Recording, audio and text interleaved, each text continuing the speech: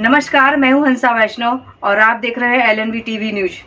दमोह से इस समय एक बड़ी खबर निकल कर आ रही है।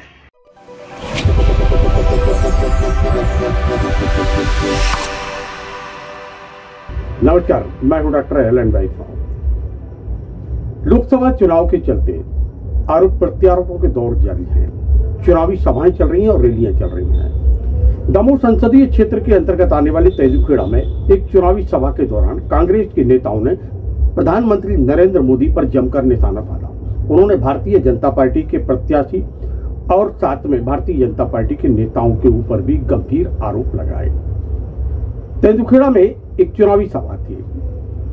मध्य प्रदेश कांग्रेस के अध्यक्ष जीतू पटवारी, कांग्रेस के नेता अरुण यादव और राज्यसभा के सदस्य विवेक तनखा ने जमकर निशाना साधा है। चुनावी सभा के दौरान उन्होंने टिकाऊ और बिकाऊ, लोधी और लोभी का नारा भी दिया।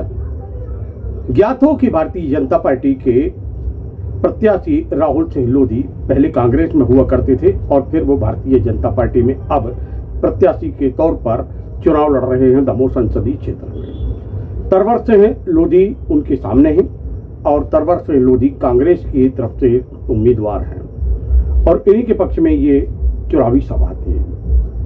चुनावी सभा के दौरान क्या क्या कहा नेताओं ने, आइए सुनते हैं। सबसे बड़ी बात, ये चुनाव दमोह लोकसभा क्षेत्र के मतदाता बंधुओं के सम्मान का चुनाव है।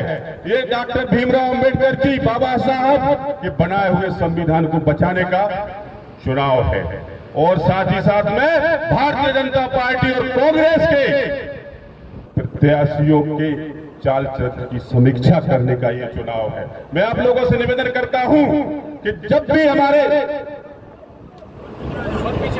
भी भाजपा के लोग ये बात करते हैं कि डबल इंजन की सरकार, लेकिन मैं कहता हूं कि डबल इंजन की सरकार ने पटरी छोड़ दी है। अब नए इंजन की हमारे दमोह लोकसभा क्षेत्र के लिए आवश्यकता है। मैं आप लोगों से निवेदन करता हूं कि मैं एक गरीब किसान का बेटा हूं।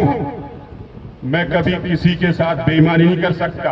एक गरीब किसान का बेटा किसी के साथ बेईमानी नहीं कर सकता। मैं आप लोगों से निवेदन करता हूं कि इस बार आप 35 साल के सूखे को हरियाली में कांग्रेस के प्रत्याशी को जिता के बदलिए। मैं आप लोगों को यह एहसास दिला दूंगा कि सांसद कैसा होता है, एक जनसेवक कैसा होता है। और ये चुनाव दो लोगों के बीच में हो रहा है। एक व्यक्ति जो हमारा उम्मीदवार है,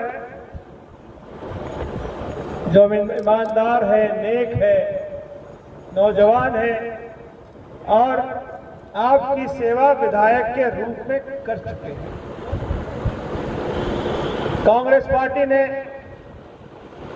भाई तरवर को आपका उम्मीदवार बना के आपके बीच में भेजा है। मुझे याद है जब विधानसभा का चुनाव हो रहा था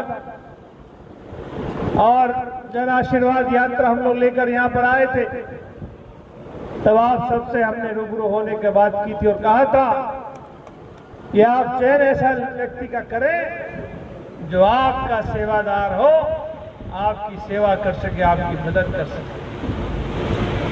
लेकिन आज जो भाजपा के उम्मीदवार हैं उनके बारे में मुझे तो उस चुनाव को भी हम सरपंच जब हमसे वोट मांगने आता है गांव में, तो हम खरंजे की बात करते हैं, पेशाब घेर की बात करते हैं, लाइट की बात करते हैं, कई छोटी मोटी दिक्कतों की बात उसको कहते हैं कि हम वोट तो दे रहे हैं पर देखना बन जाए उसके बाद करवा दें। कहते हैं या नहीं कहते हैं?